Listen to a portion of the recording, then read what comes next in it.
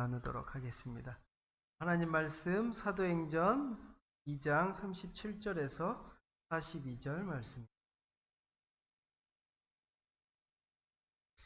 2장 37절에서 42절 말씀 교독하도록 하겠습니다.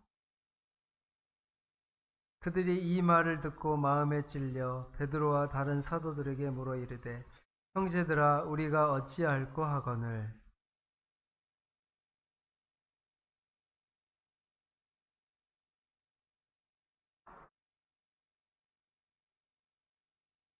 이 약속은 너희와 너희 자녀와 모든 먼데 사람 곧 주 우리 하나님이 얼마든지 부르시는 자들에게 하신 것이라 하고,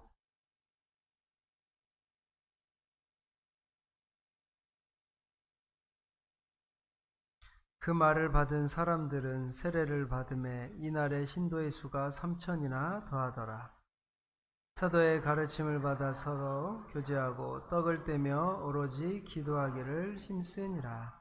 아멘.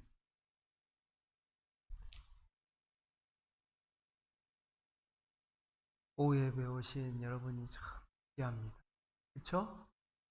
맞습니다. 너무 귀하고, 우리 사도행전의 이야기는 영적 갱신에 관한 이야기라고 제가 말씀을 드렸습니다. 사도행전을 봄으로써 하나님의 역사하심을 우리가 소망하고 기대하고, 또 우리 교회 가운데 이런 일들이 나타나기를 우리가 기대하게 됩니다.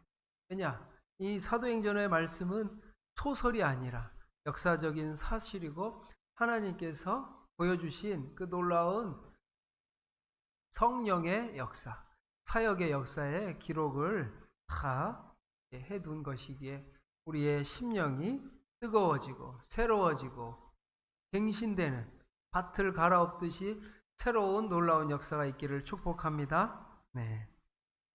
1절에 보면, 우리 3절 보면 그들이 이 말을 듣고 마음에 찔려. 무슨 말이죠? 사람들이 마음에 찔렸어. 기분 좋은 얘기는 아니었나 봐요. 마음에 찔렸습니다. 그 이야기는 36절에 이스라엘 온 집은 확실히 알지니 너희가 십자가에 못 박은 이 예수를 하나님이 주와 그리스도가 되게 하셨느니라. 아멘. 네. 말을 보면 너희가 십자가에 못 박은 이 예수를 하나님이 주와 그리스도가 되게 하셨느니라. 하나님께서 예수님을 주님이시요 그리스도이십니다라고 하나님이 만들어줬다는, 그런데 이거죠. 너희가 십자가에 못 박히게 하신 것이라. 유대인 너희들이 예수 그리스도를 십자가에 못 박았다라는 거예요. 이야기를 듣고서 사람들이 마음에 찔렸다고 표현됩니다. 헬라어로는 날카로운 것에 꿰뚫리는 것을 의미해요. 성령님께서 그 유대인들의 강팍한 심령을 꿰뚫은 거예요. 날카로운 것들로, 마치 칼로 그들의 마음을 찔리듯이. 베드로와 다른 사도들에게 물어 이르되 이 말을 듣고 마음에 찔려. 이런 놀라운 은혜가 있기를 바랍니다. 우리가 하나님의 말씀을 듣고 성령의 복음을 듣고 하나님의 사랑을 듣지만 또 우리가 회개해야 돼요. 하나님 앞에 회개하는 마음, 거룩하려는 마음, 순결하는 마음, 하나님만을 섬기고 사랑하려는 마음으로 항상 우리의 마음을 뒤돌아 봐야 합니다. 그런데 너희가 십자가에 못 박은 이 예수를, 유대인들만 예수 그리스도를 십자가에 못 박았나요? 아닙니다. 예수 그리스도의 십자가는 과거, 현재, 미래까지도 모든 하나님의 영혼들을 위해 십자가에 흘려주십시오. 여러분의 삶을 생각해 보십시오. 혹시 나는 예수 그리스도를 십자가에 못 박게 한 건 아니에요. 우리가 살면서 죄를 지을 때 나를 위해 십자가에 피 흘리신 예수님의 그 못자국을 다시 한번 때리는 거예요. 우리도 하나님이 미래의 우리까지 2000년 전에 돌아가신 예수님은 우리를 위해 미리 십자가의 보혈을 다 흘려주셨습니다. 이 사실 다 알고 계시죠? 네. 그래서 우리도 마음에 찔려. 우리도 항상 말씀을 보거나 기도를 할 때 우리의 마음이 찔려야 돼. 우리의 마음이 강팍하면 아무런 감흥도 없고 눈물도 없고 오전에 너무 울어가지고 와이프가 엄청 이렇게 뭐라 하시. 근데 제가 울고 싶어서 막 억지로 울어야 되겠다 그런 건 아니거든요. 저도 울고 싶지는 않아요. 예. 설교를 해야 되기에. 그러나 하나님, 성령님이 역사하실 때 우리의 마음이 찔리고 마음이 아프고 긍휼한 마음이 일어나고.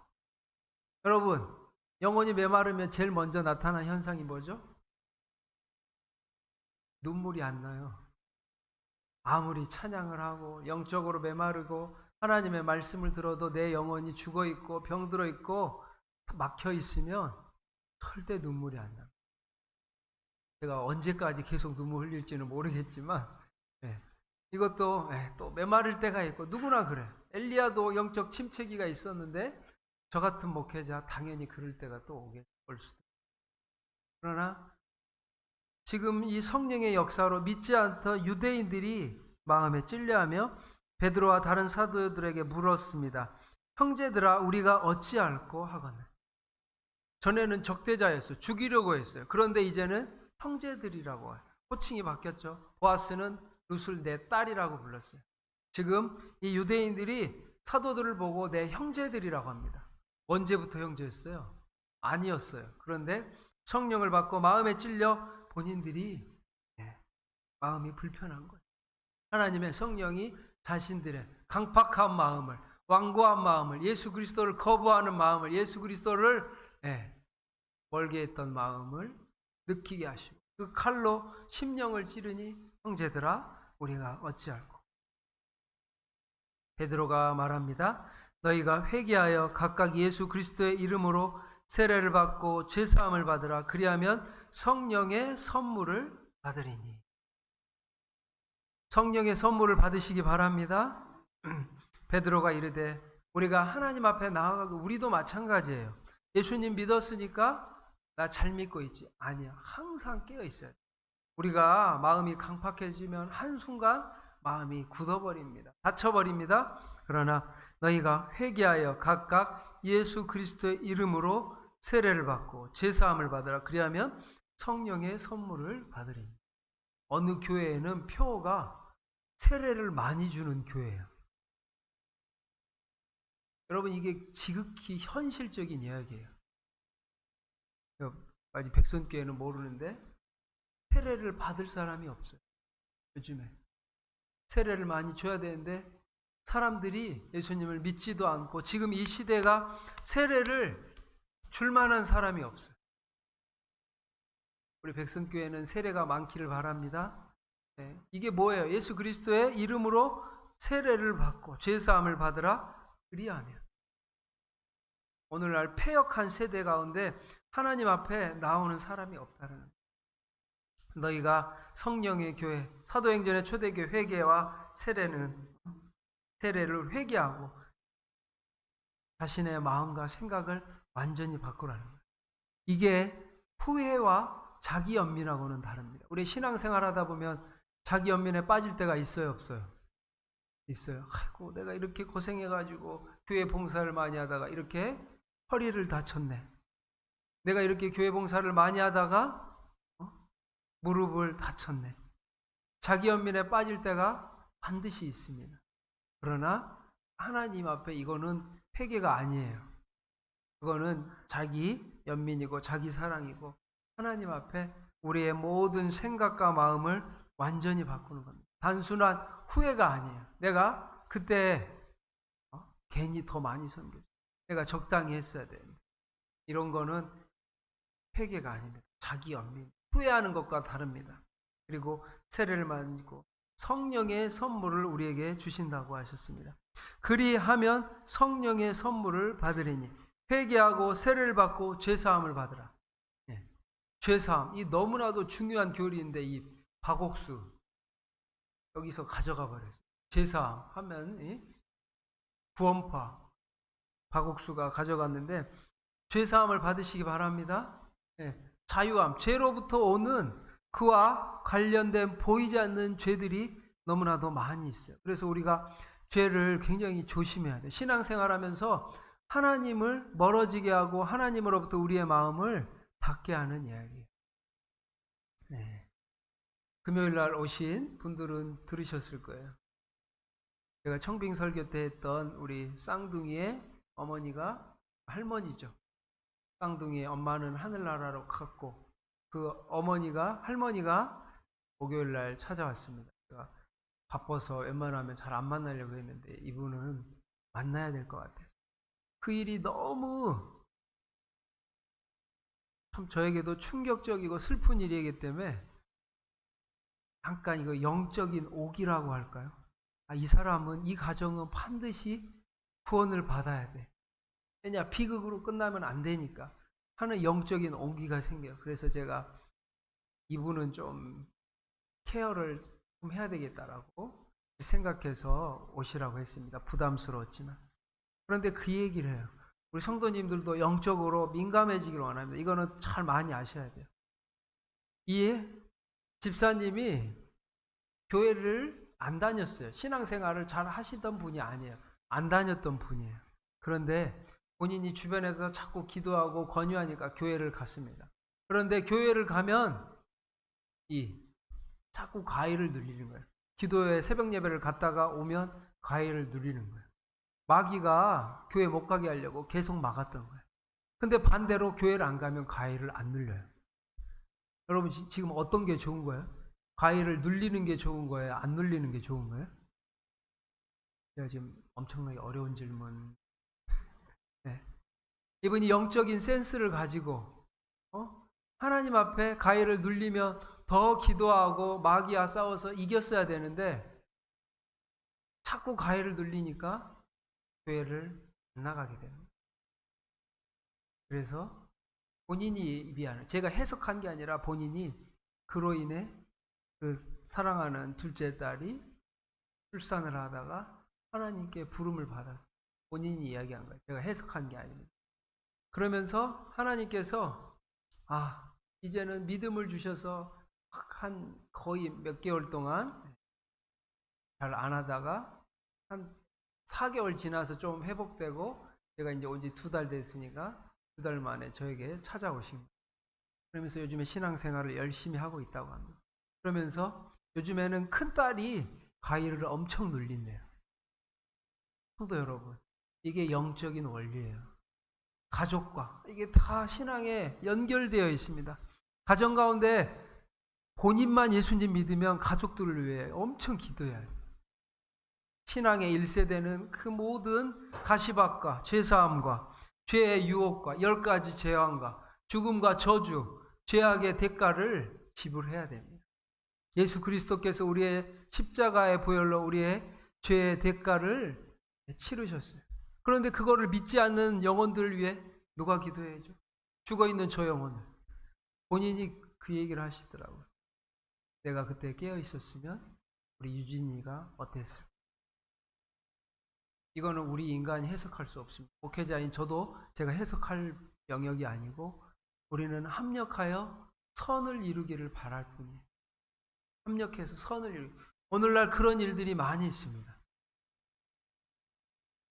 이번 주에 제가 알던 이것도 참 장로님이 삶을 포기하셨어요. 장로님이. 근데 그분의 캐릭터가 절대 그럴 분이 아니다라고 생각해요. 직분이 전혀 우리의 생명을, 영원을 보장해 주지 않습니다. 하나님을 만나고 오늘 말씀처럼 회개하여, 진짜로 회개하여 예수 그리스도의 이름으로 세례를 받고 제사함을 받으라. 그리하면 성령의 선물을 받으리. 예수님을 여러분이 인격적으로 진심으로 만나기를 축복합니다. 신앙생활과 교회생활은 달라요. 예수님 모르고 그냥 교회 와서 사람들이 좋으니까 다닐 수 있어요. 처음에는 괜찮아요. 그러나 여러분이 예수님을 못 만난다면 성령의 선물을 받을. 그러면서 제가 말했어요. 우리 집사님, 하나님이 집사님을 깨우시는 거예요. 기도하셔야 돼요. 마귀는 계속해서 이제는 큰딸을 가위를 눌리잖아. 기도를 해야 돼요. 이런 일들이 많이 있습니다. 우리 손자, 손녀들이 혹시 가위를 눌리거나 환청을 듣거나 여러분들이 이런 영적인 센스가 있어야죠. 가면, 어느 공간에 가면, 아, 이곳은 어둠이 많고.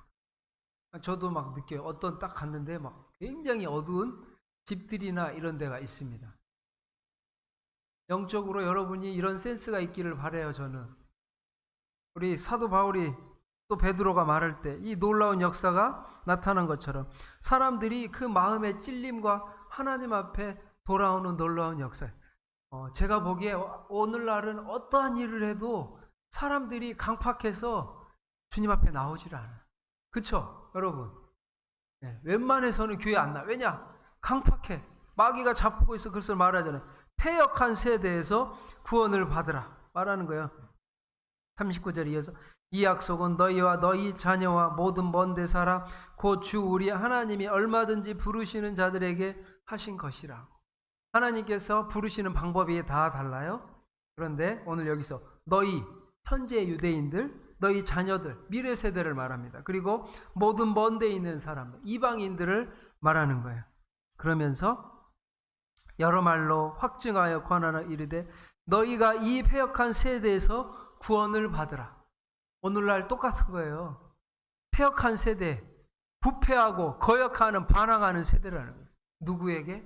하나님께 반항하는 부패한 세대라는 겁니다. 오늘 우리 오후 예배에 나오실 우리 성도님들은 그래도 믿음이 있고 우리 영적인 우리 백성교회 리더들이기 때문에 제가 이야기를 하는 거예요. 이 일이 멀지 않습니다. 자살을 너무 많이 해요. 하나님의 이 존귀한 귀한 영혼들이 사단에게 지금 조롱을 당하는, 사단에게 잡혀서, 마귀에게 잡혀서 죽어가는 거예요. 그러면서 죄사함을 받으라. 그리고 패역한 세대에서 구원을 받으라는 거예요. 믿지 않는 남편, 믿지 않는 형제 자매를 위해서 오늘날 우리가 그 무엇보다 간절히 기도하시기 바랍니다. 사단의 공격으로부터 여러분이 깨어서 기도해야 되는 거예요. 오늘날 이 시대가 패역한 세대와 마찬가지입니다. 다르지 않아요. 그 시대와 다른 게 없어요. 41절에 그 말을 받은 사람들은 세례를 받음에 이날에 신도의 수가 3,000이나 더하더라. 아멘. 아멘. 여러분 이 말씀을 믿으시나요? 3,000이나 더하기를 축복합니다. 네. 폭발적인 부흥이 우리 백선교회 가운데 있기를 바랍니다. 네. 100배로 부흥하여 선교하는 교회. 100배로 부흥해서 선교하려면 우리가 얼마나 깨어 있어야 돼요? 100배로 부흥할 영적인 부흥, 양적인 부흥, 질적인 부흥을 통하여 오늘 말씀 신도의 수가 3,000이나 더하더라. 오늘날 수많은 영혼들이 패역한 세대 방황하고 있습니다. 쉴 곳을 찾지 못해서 방황하고 있는 거예요. 예수님을 모르고 구원받지 못해서 마귀의 종과 노예가 되어서 자살하고 삶이 허무하고 죽어가고 중독의 문제. 그 마음이 참된 주님 안에서 안식을 누리지 못하기에 자꾸 중독되는 거예요. 하나님이 아닌 가짜, 마약, 음란, 게임, 스포츠, 이런 관계 중독, 이 모든 것들에 중독되어 가고 있습니다. 그들이 사도의 가르침을 받아 서로 교제하고 떡을 떼며 오로지 기도하기를 힘썼다고 말하고 있습니다. 패역한 세대, 베드로 시대에나 오늘날 마찬가지입니다.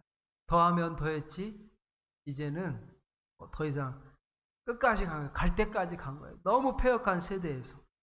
그러나 하나님께서 성령의 역사로 임할 때 놀라운 은혜가 우리 교회 가운데 임할 줄 믿습니다.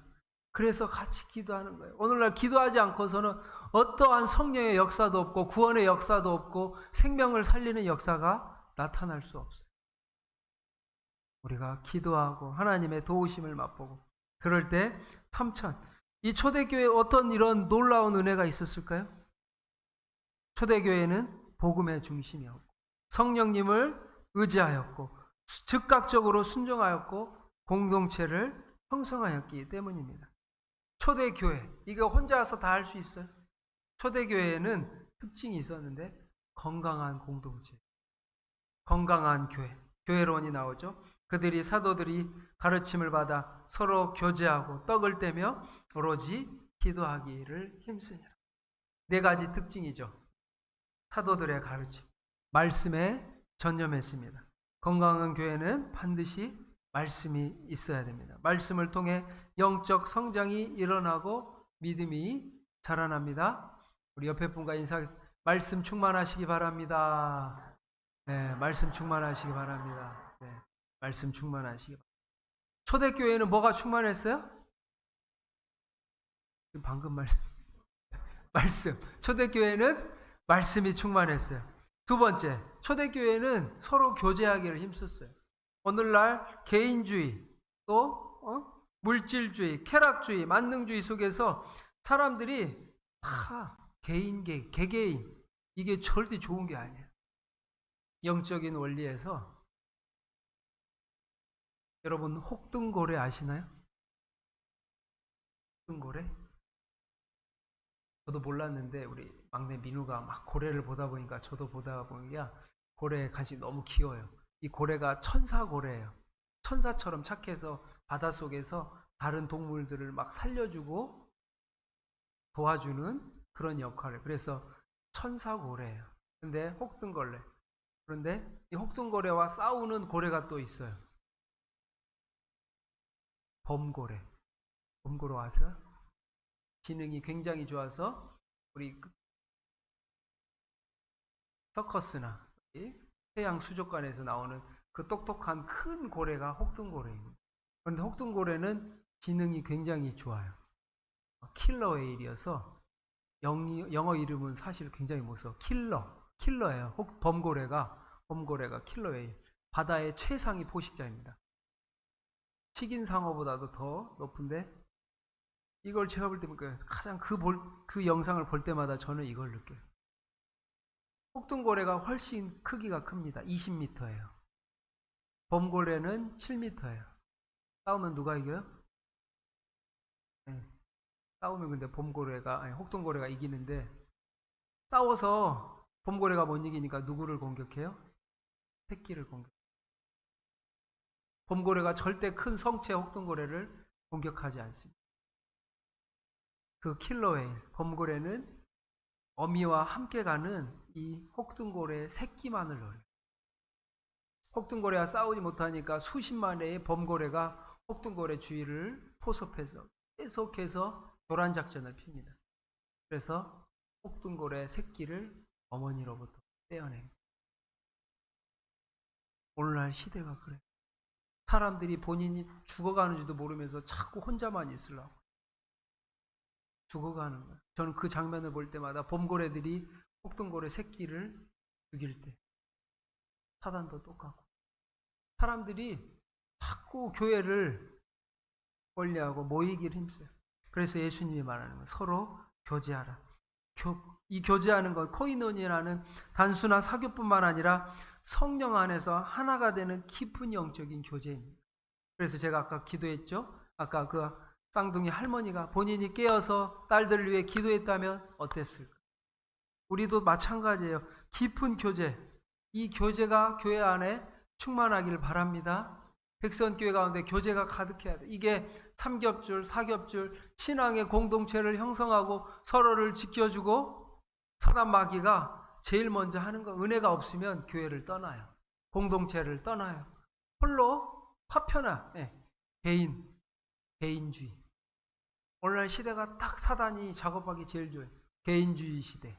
자기만 아는 시대. 자기가 죽어가는데도 그걸 모르면서 개인주의를 계속 이야기하고 있어요.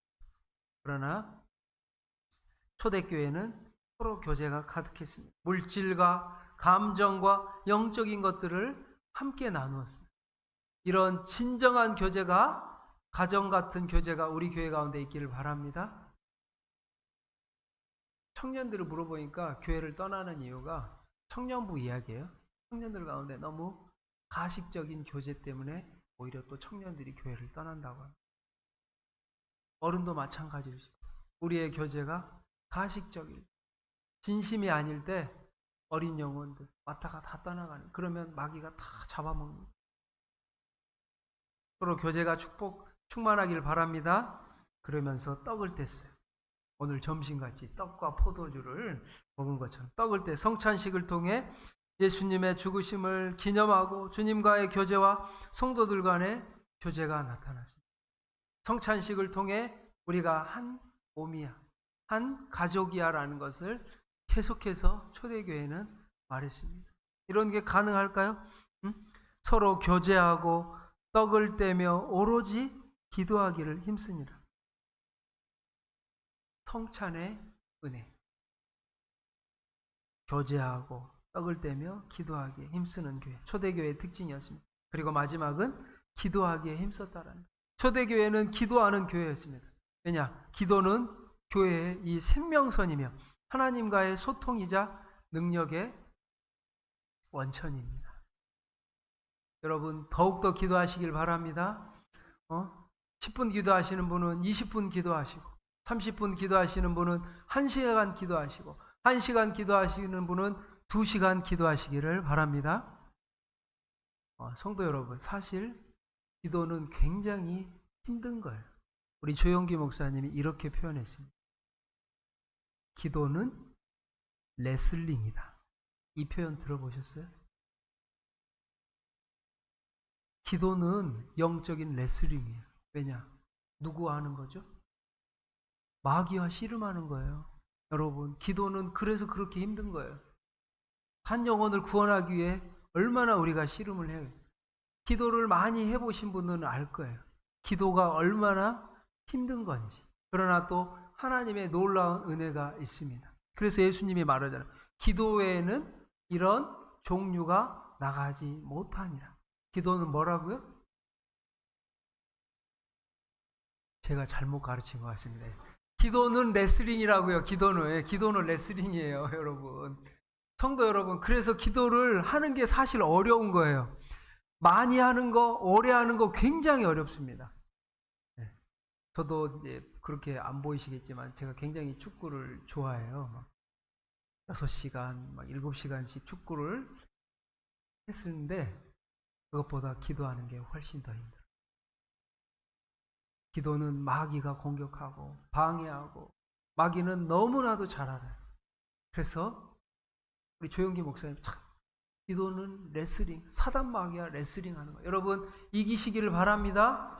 여러분이 기도하지 않으면 레슬링을 하지 않는다는 거예요. 여러분이 기도하지 않는다는 것은 교만한 겁니다. 사실 교만한 거예요. 마귀 여러분이 이길 수 있어요? 절대 못 이겨요.